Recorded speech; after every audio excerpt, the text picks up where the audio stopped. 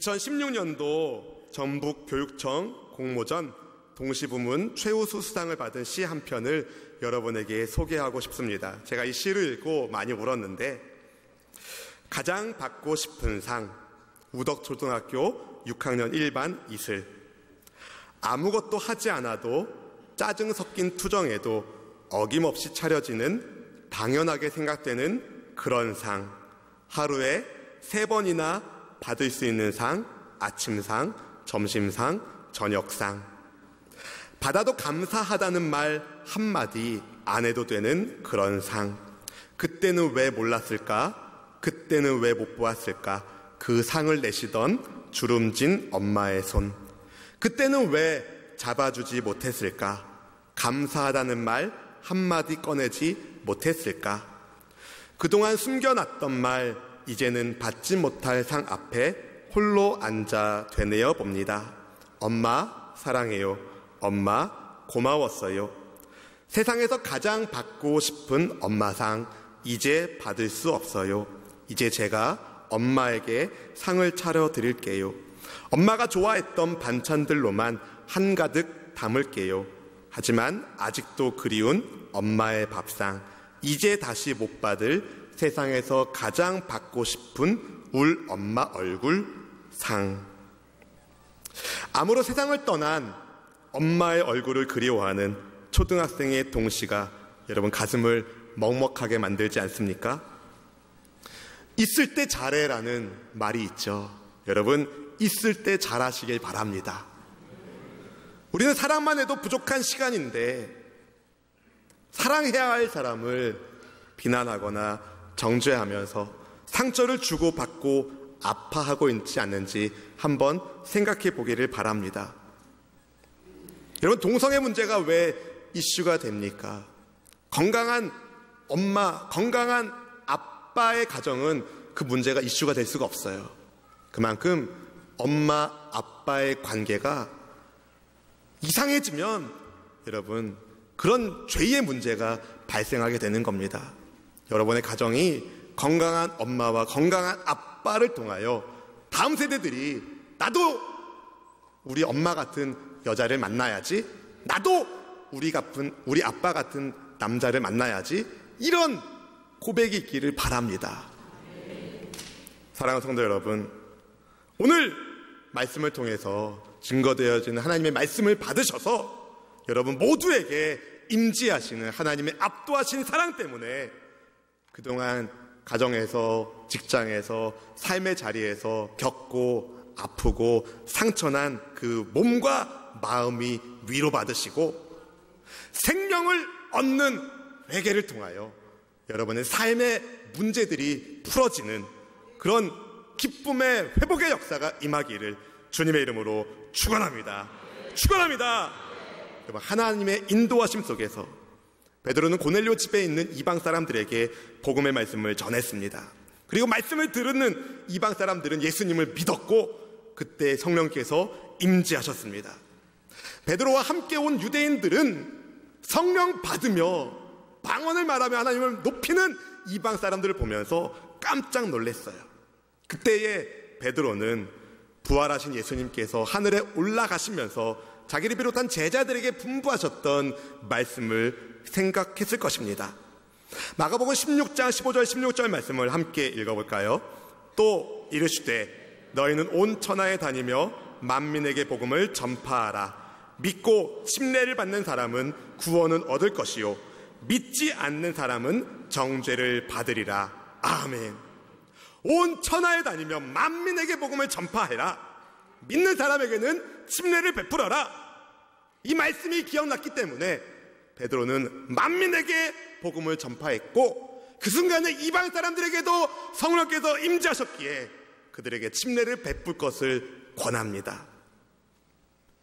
베드로가 이방 사람 집에 들어가서 하나님의 말씀을 전했다는 소문이 예루살렘에 있는 다른 제자들에게도 전해졌습니다. 그런데 베드로가 예루살렘에 도착했을 때, 왔을 때에 할례받은 유대인들, 그냥 유대인이 아니라 할례받은 그리스도인들이, 유대 그리스도인들이 베드로를 그런데 비난하기 시작했습니다. 뭐라고 비난하나요? 본문의 2, 3절 말씀을 함께 읽어볼까요? 2, 3절입니다. 베드로가 예루살렘에 올라갔을 때에 할례자들이 비난하여 이르되 네가 무할례자의 집에 들어가 함께 먹었다 하니. 여러분, 무엇 때문에 비난을 받습니까? 함께 밥 먹었다. 이방 사람들과. 사람들은 이방 사람들이 예수님을 믿은 것에 대해서 아무 말 하지 않았어요. 이방 사람들에게 예수님의 복음이 전해져서 그들이 예수님을 믿어 하나님의 자녀가 되었다는 것에는 관심이 없었어요. 베드로가 이방 사람들과 밥 먹었다. 베드로가 이방 사람 집에 며칠 머물렀다. 이게 비난거리가 되었습니다. 여러분, 할레파 그리스도인들은 그냥 기분 나빠서 베드로를 비난한 것이 아닙니다. 생각해 보십시오. 베드로가 어떤 사람입니까? 초대교회에 하나님을 속이고 교회에 거짓을 가지고 들여오려고 했었던 아나니아와 삽비라를 간파한 사람이에요. 그래서 사람들이 위대한 종으로 베드로를 생각했습니다. 그리고 8년 된 중풍병자를 낫게 하고 예수님의 이름으로 고치고 또 주님의 이름으로 죽었던 여인 다비다를 살리기까지 한 능력의 종이 베드로인데, 그 베드로를 비난하니 큰맘 먹고 비난한 겁니다. 여러분, 그냥 기분 나빠서 비난한 게 아니라 큰맘 먹고 비난한 거예요. 베드로, 당신이 어떻게 이방 사람들과 같이 밥을 먹을 수 있는가? 왜냐하면 이 사람들에게는 아주 큰 문제였거든요. 할례받은 유대 그리스도인들에게 이 문제는 굉장히 심각한 이슈였습니다. 이전까지 유대 그리스도인들은 하나님의 약속의 성취에 참여하고 구원을 받으려는 사람이라면 마땅히 할례를 받아서 언약의 표시를 몸에 새기고 그 다음에 모세의 율법을 준수함으로 하나님의 백성인 이스라엘에 편입된다, 속해진다라고 생각했기 때문에 할례받지 않은 사람들에게 침례를 베풀고 할례받지 않은 이방 사람들과 같이 음식을 나누는 것은 중대한 율법을 위반한 행위가 되었다는 것이죠. 예수님을 믿고 있지만 여전히 유대인의 사고방식을 벗어나지 못하고 있는 이 사람들의 모습을 보면서 혹시 우리는 전통이라는 허울 좋은 이름에 묶여서 복음의 자유를 누리고 있지 못하는 것은 아닌지를 생각해 보셔야 됩니다.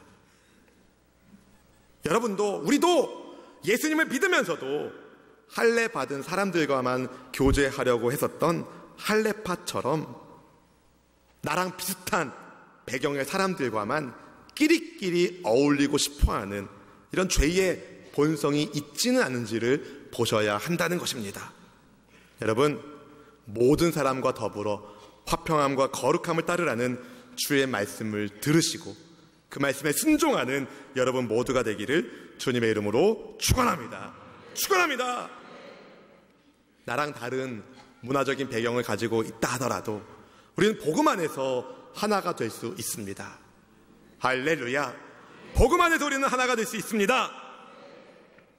여러분, 누군가가 여러분을 비난할 때 여러분 어떤 기분이 드십니까? 기분이 나쁠 겁니다. 때로는 나에게 호의를 가지고 있는 사람들에게 뭔가를 설명할 때도 어려움이 있는데 나를 비난하는 사람들에게 뭔가를 설명하는 것은 더더욱 어려운 일입니다.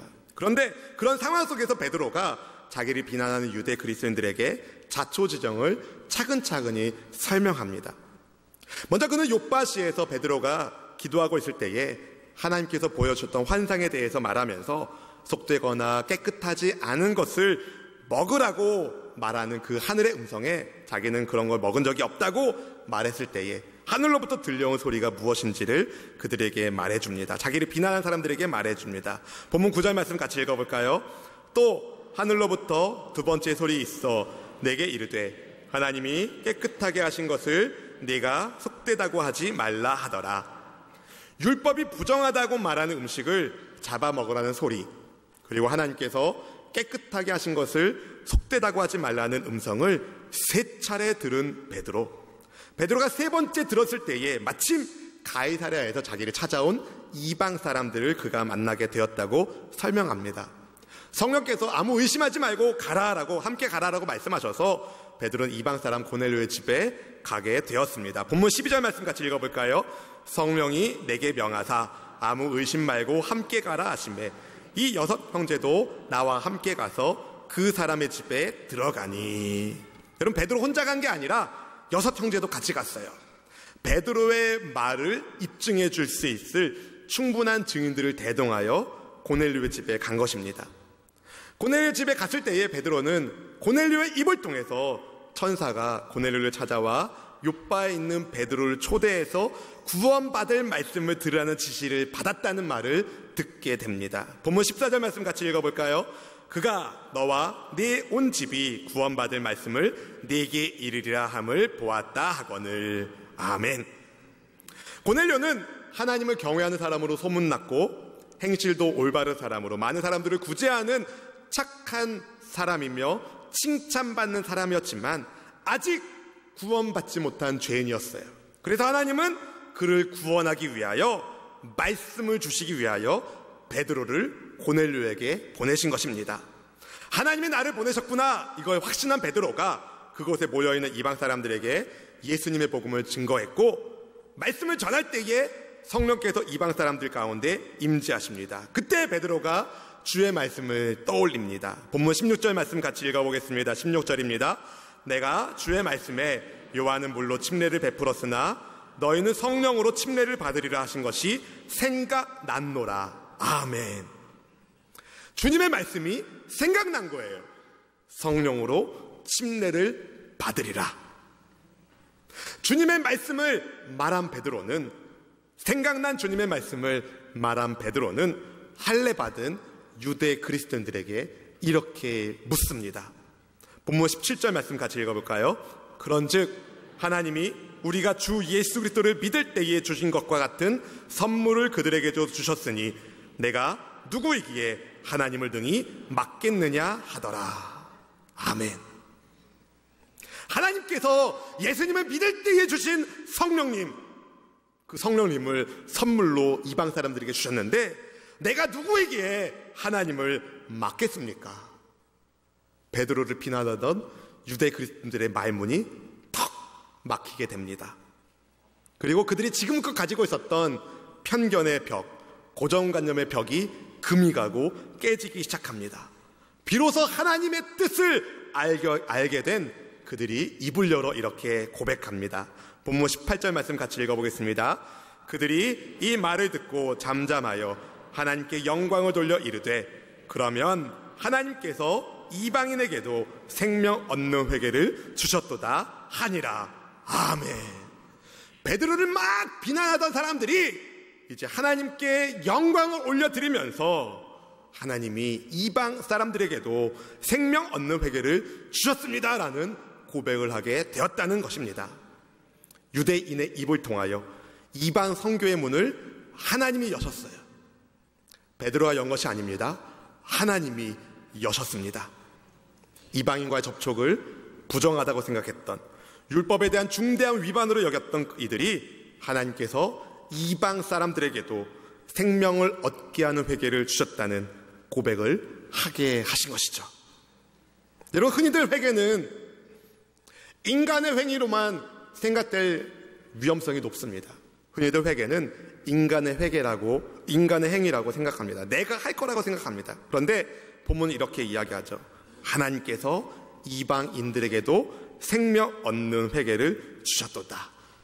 회개를 주신 분이 누구셔요? 하나님. 그래서 내가 회개하는 것은요, 하나님께서 깨닫게 하셔서 회개하는 거예요. 하나님께서 깨닫게 하지 않으시면 회개할 사람 아무도 없어요. 다 자기 잘났다고 하죠. 여러분, 회개조차 하나님의 선물입니다. 그래서 우리의 구원은 전적인 주님의 은혜인 것입니다. 사랑하는 성도 여러분, 디모데후서 1장 9절 말씀은 이렇게 말합니다. 함께 읽어보겠습니다. 하나님이 우리를 구원하사 거룩하신 소명으로 부르심은 우리의 행위대로 하심이 아니요 오직 자기의 뜻과 영원전부터 그리스도 예수 안에서 우리에게 주신 은혜대로 하심이라. 아멘. 하나님께서 우리의 행위대로 구원하신 것이 아니라 하나님의 뜻에 따라서 영원 전부터 예수님 안에서 우리에게 주신 은혜대로 저와 여러분을 구원하셨습니다. 디모데전서 2장 4절은 이렇게 말해요. 읽어볼까요? 하나님은 모든 사람이 구원을 받으며 진리를 아는 데에 이르기를 원하시느니라. 아멘. 모든 사람이 구원받기 원하시는 하나님의 사랑, 그 사랑 때문에 오늘 저와 여러분이 예수님을 믿어 구원받은 하나님의 자녀가 되었습니다.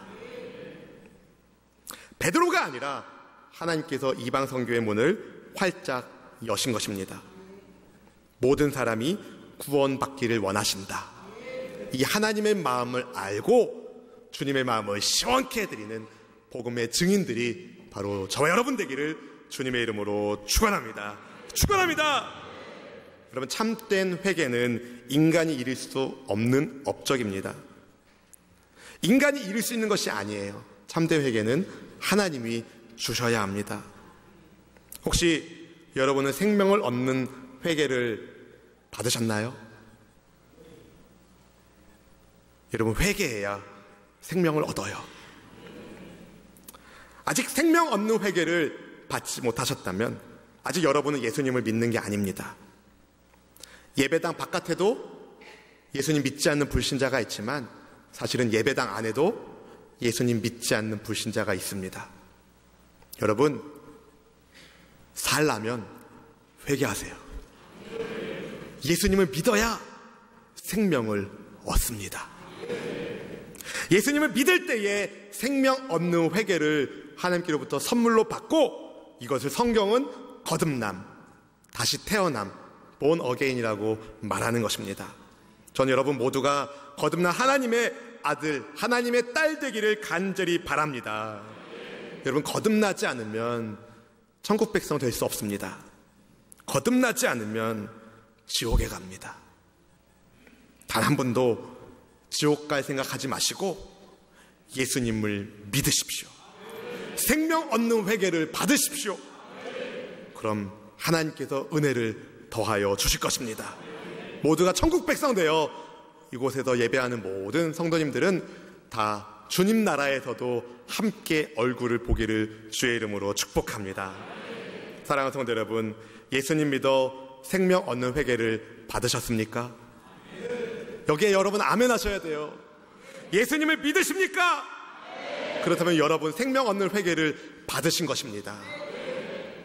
예수님을 믿는 성도라면, 생명을 얻는 회개를 받았다면 여러분 이렇게 사셔야 돼요. 첫 번째, 함부로 비난하지 마십시오. 함부로 비난하지 마십시오. 베드로가 예루살렘에 돌아왔을 때 베드로는 어쩜 이런 기대를 했을지 모릅니다. 야! 성령께서 나의 사역을 통하여 어떤 일을 행해 주셨는지에 대한 은혜의 간증을 나눠야겠구나. 그가 경험한 은혜의 간증들, 8년 된 중풍병자 막 나아서 일어나고 하나님 찬양하고, 죽어 있었던 다비다 일어나서 하나님을 찬양하고, 이방 사람들에게도 복음이 증거되어서 성령님이 임재하시고, 놀라운 화합과 축제의 그 감격과 감동을 가지고 예루살렘에 왔는데, 사랑하는 교회의 지체들과 이 은혜를 함께 나누고 싶은 마음으로 교회에 왔는데, 그런 기대를 가지고 왔는데, 그런데 예루살렘의 분위기는 베드로를 환영하지 않았어요. 별로 좋지 않았어요. 분위기가 안 좋았어요. 아직 할례라는 유대 율법과 전통에 묶여 있었던 할례파 그리스도인들은 어떻게 베드로 당신이 할례 받지 않은 이방인들과 같이 음식을 먹는단 말이요, 성토하기 시작했습니다. 베드로는 하나님께 순종한 것밖에 없는데, 여러분, 옳은 일을 하고도 가까운 이들에게 비난을 받으면 기분이 어떻겠습니까? 정말 복장 터질 일인 겁니다. 누군가 여러분을 비난하면 여러분 기분이 나쁘고 속상하고 상처받을 것입니다. 근데 베드로는 똑같이, 베드로도 기분 나빴을 것입니다. 상처를 받았을 것입니다. 베드로는 성격이 좀 불같잖아요. 다혈질의 베드로잖아요. 다혈질. 근데 오늘 본문에서 베드로는 자기를 비난하는 이들을 비난으로 대응하지 않습니다. 차근차근 하나님의 섭리, 사실을 설명합니다. 여러분, 누군가가 여러분을 비난하더라도, 여러분이 착한 일을 했음에도, 선한 일을 했음에도 누군가가 여러분을 비난하더라도 똑같이 비난함으로 대응하지 마십시오. 흥분하지 말고 감정 싸움하지 마시고 사실 그 자체를 말하십시오. 그리고 이 믿음을 가지십시오. 어떤 믿음? 하나님은 다 아신다. 여러분, 하나님이 다 아셔요. 하나님이 아시면 되는 거 아닙니까? 함부로 비난하지 말고 하나님이 다 아시니까 여러분, 하나님의 뜻에 순종하기를 축복합니다. 첫 번째가 함부로 비난하지 말자는 것이면, 두 번째는요, 내 생각보다 주님의 말씀을 나누십시오. 내 생각보다 주님의 말씀을 나누시는 삶을 사셔야 됩니다. 여러분, 사람들은요, 각자 다 자기 생각이 있어요. 자기 생각이 있어요. 다 자기 입장이 있어요. 그리고 우리는 나도 모르는 사이에 자기 입장에 유리하게 해석하고 설명하는 경향을 가지고 있습니다. 할례파 그리스도인들은 할례를 꼭 받아야 된다고 생각했어요. 당시 시대 배경을 생각해 보면 충분히 그럴 수 있었습니다. 왜냐하면 그 시대 유대 그리스도인 지역은, 유대 팔레스타인 지역은 로마의 식민지 지배를 받고 있잖아요. 그러니까 전통을 고수해야 민족성을 상실하지 않는다, 이 사상을 가지고 있었을 것이라고요. 할례 받아야 된다, 율법을 지켜야 된다, 율법을 지키지 않으면 이스라엘 백성이 아니다, 이랬다고요. 고넬료를 만나기 전에 베드로도 똑같은 생각을 가지고 있었습니다. 그런데 그 생각을 하나님이 어떻게 바꾸십니까? 말씀을 주셔요. 성령님의 음성을 들려주셔요. 하늘의 소리, 성령님의 음성을 듣고, 그리고 주님의 말씀을 기억나게 하십니다. 그렇게 베드로의 고정관념을 벗겨내시고 주의 인도하심에 따르게 하십니다. 여러분, 익숙한 것이 정답이 아닙니다. 하나님의 말씀이 정답입니다. 지엽적인 것 때문에, 사소한 것 때문에 목숨 걸지 마시고 진리에 목숨을 거십시오.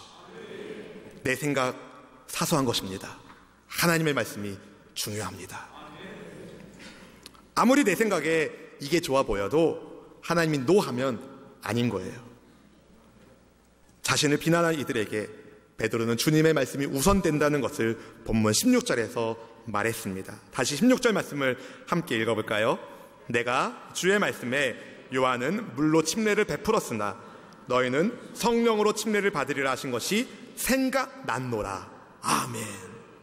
예수님의 말씀을 생각하는 것이죠. 힘들고 어려운 상황에 주님의 말씀을 생각하십시오. 그러면 폭풍 같은 갈등이 잔잔한 파도로 바뀝니다.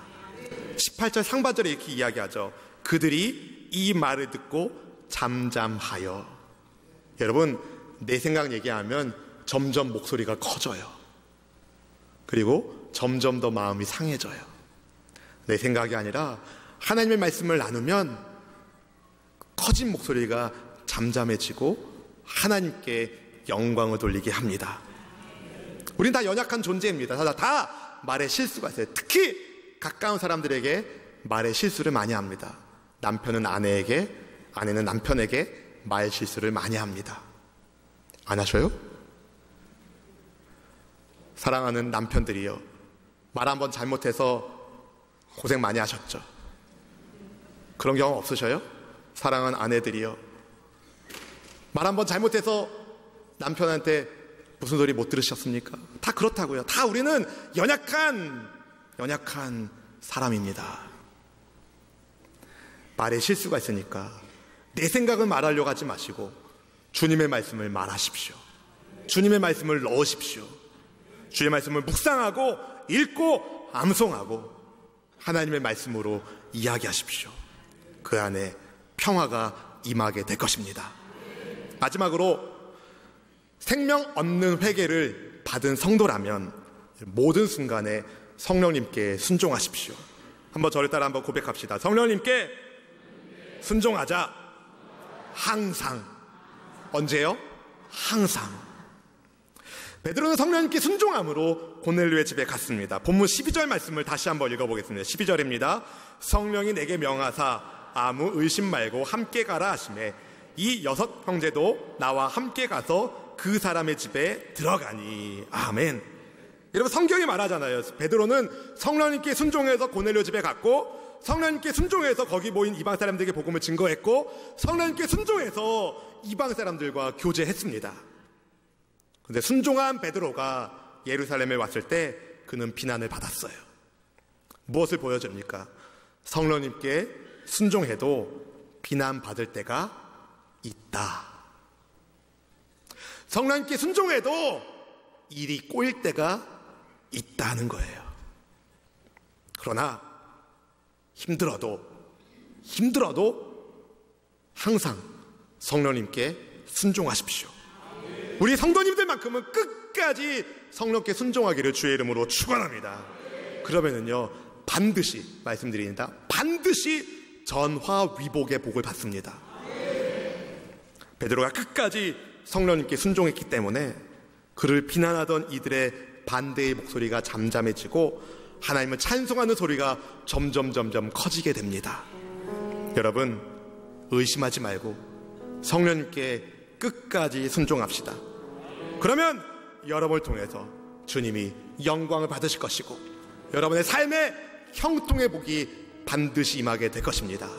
저는 우리 성도님들이 다 형통케 되기를 바랍니다. 형통한 주의 백성이 되길 바랍니다. 오직 성령님께 순종하여 함께 주님께 영광이 됩시다.